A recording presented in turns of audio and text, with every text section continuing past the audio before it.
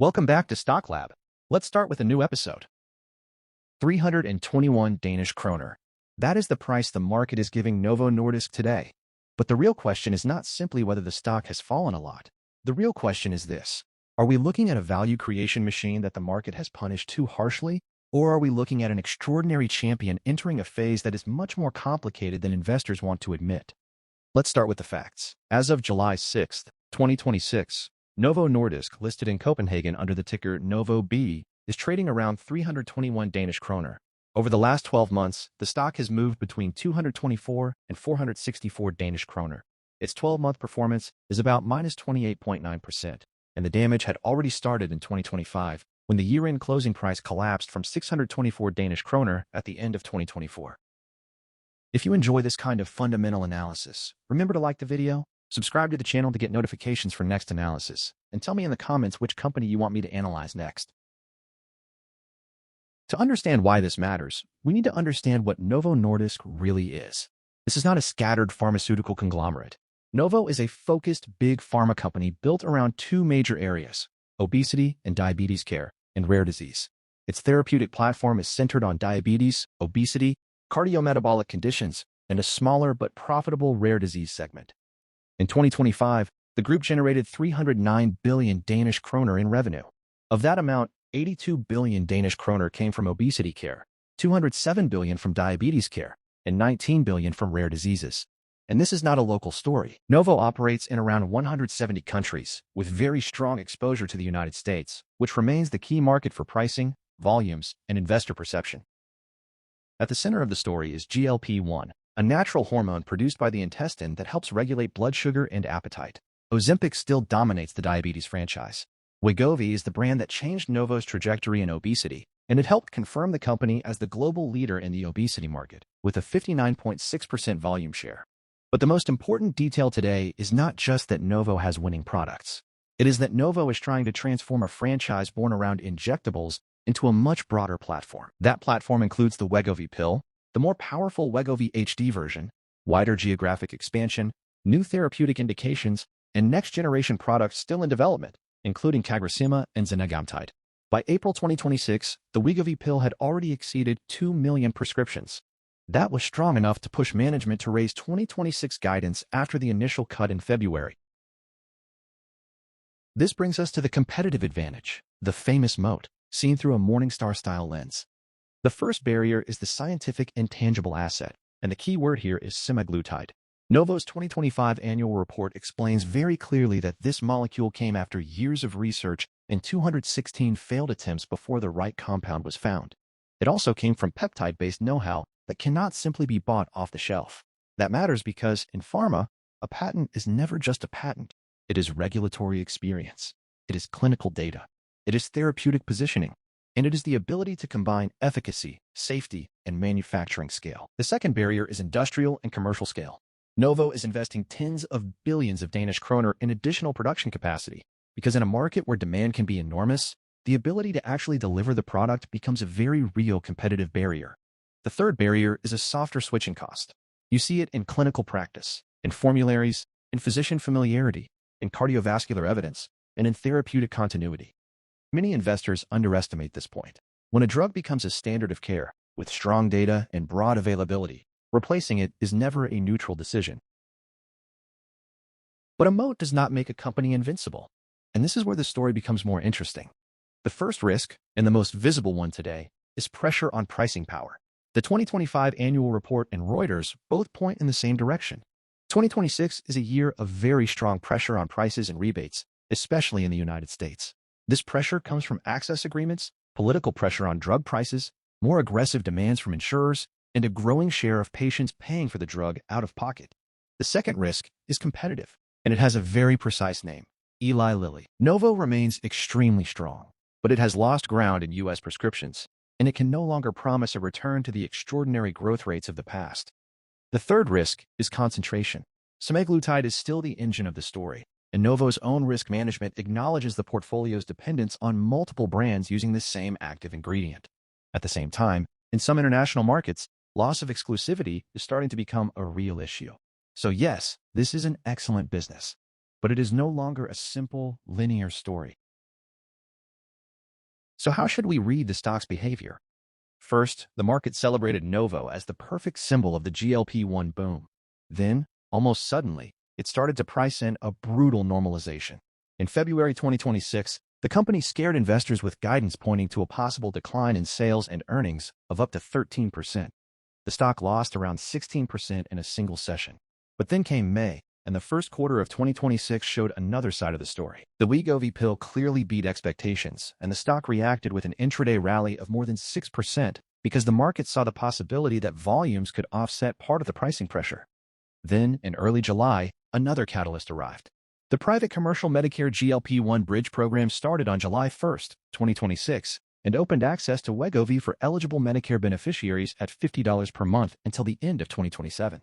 That is important support. But it is not a decisive competitive blow because the program also includes Lilly's products. It expands the market, but it does not end the duel. Now let's move to the part that really matters for an analyst: financial health. The first metric is ROIC, return on invested capital. In simple terms, ROIC tells us whether the company generates returns above the cost of the capital it needs to operate. Novo reported a 2025 ROIC of 39%. For a large-cap pharma company, that is exceptional. For the current WACC, I estimate a value around 6%. That gives us a spread of about 33 percentage points. In plain English, Novo does not just make profits. It creates economic value on a massive scale. The second check is solvency. Net debt to EBITDA is around 0.7, comfortably below the 3x comfort threshold.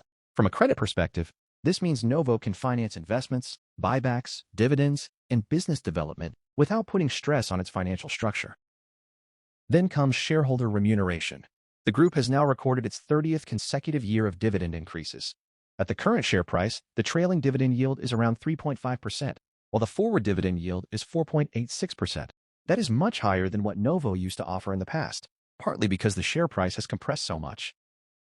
And what about growth? If we take the official adjusted diluted EPS and compare 2021 at 10.67 Danish kroner with 2025 at 26.17 Danish kroner, we get a historical CAGR of about 25% per year across the 5 available observations.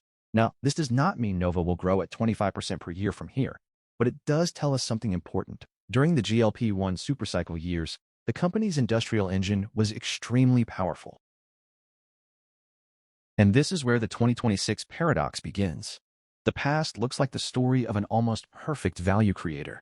The present looks like a reset year, and the market now has to decide whether that reset is temporary or whether something more structural has changed. Let's look at the multiples. The trailing PE, based on 2025 adjusted EPS of 26 Danish kroner and the current share price of 321 Danish kroner, is about 12.3.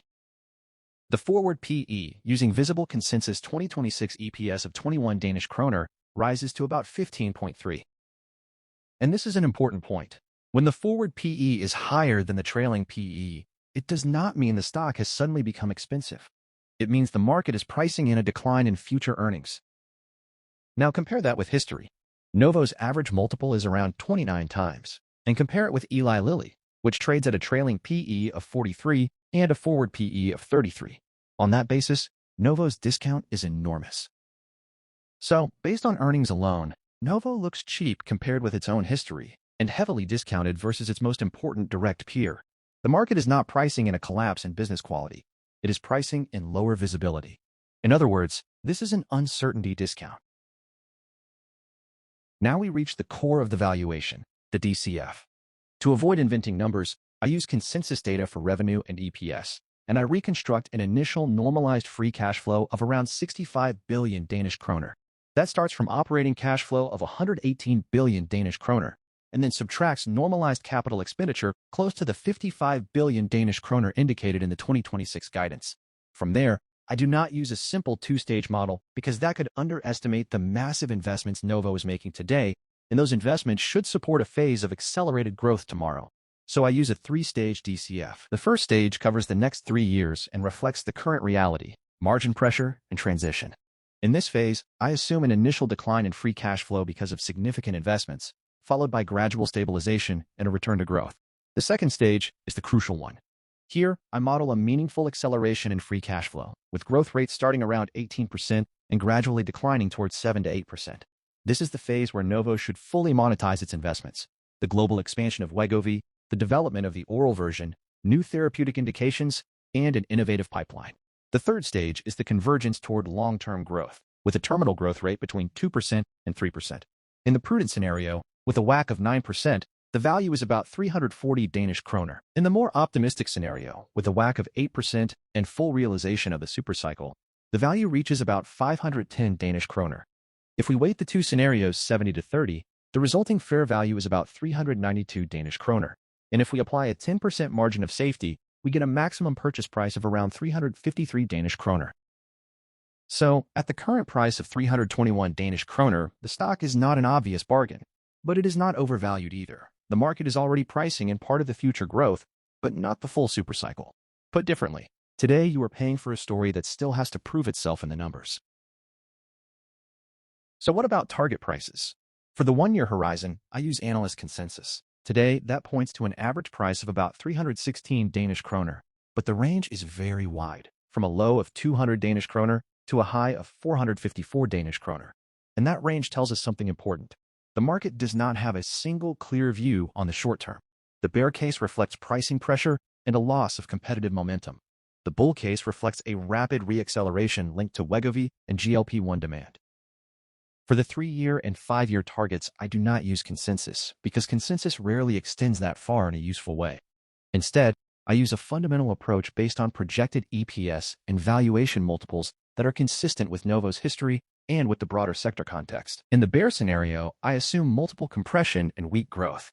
In the base scenario, I assume normalization, with multiples below the historical average. And in the bull scenario, I assume sustained growth and a partial re-rating of the multiple, driven by the GLP-1 supercycle. Now let's translate this into returns. In the 5-year base scenario, the stock implies a CAGR of about plus 4.7% per year from the current price of 321 Danish kroner. That number may look modest, but it becomes much more interesting when we compare it with a disciplined entry closer to the maximum purchase price. This is where the lesson becomes very clear. The entry point can change the final outcome dramatically. So, here is the final verdict. Novo Nordisk remains an extraordinary company. It has a robust moat, extremely high returns on capital, low leverage, 30 consecutive years of dividend increases, and a GLP-1 franchise that very few assets in the world can match. But 2026 also reminds us that operational perfection is not eternal. U.S. pricing has cracked. Lilly has raised the competitive bar, and Novo's concentration on semaglutide is both a strength and a vulnerability. So yes, I still consider Novo a value creator, and yes, I consider it cheap on earnings multiples compared with its own history and with its peers. But the crucial point is different now. The valuation depends enormously on how much we believe in the next phase of growth. With a 3-stage DCF that includes a possible GLP-1 supercycle, fair value comes out around 392 Danish kroner, with a maximum purchase price close to 353 Danish kroner. At current levels, the stock is no longer clearly overvalued. But it is not an obvious opportunity either. The market is already pricing in a significant part of future growth. If we look at expected returns, the 1-year consensus suggests little or no upside from here, while the 5-year base scenario implies an expected return of around 4.7% per year, starting from 321 Danish kroner. And that is the real lesson from Novo. A great business is not enough. What matters just as much is how much you pay to own it, and how much you are willing to believe in its next phase of growth. If this episode of Stock Lab was useful, leave a like, share it with anyone who wants to learn how to read a stock beyond the narrative, and subscribe to the channel. Also, write in the comments what you want the next lab to cover. Eli Lilly, another big pharma company, or a completely different stock.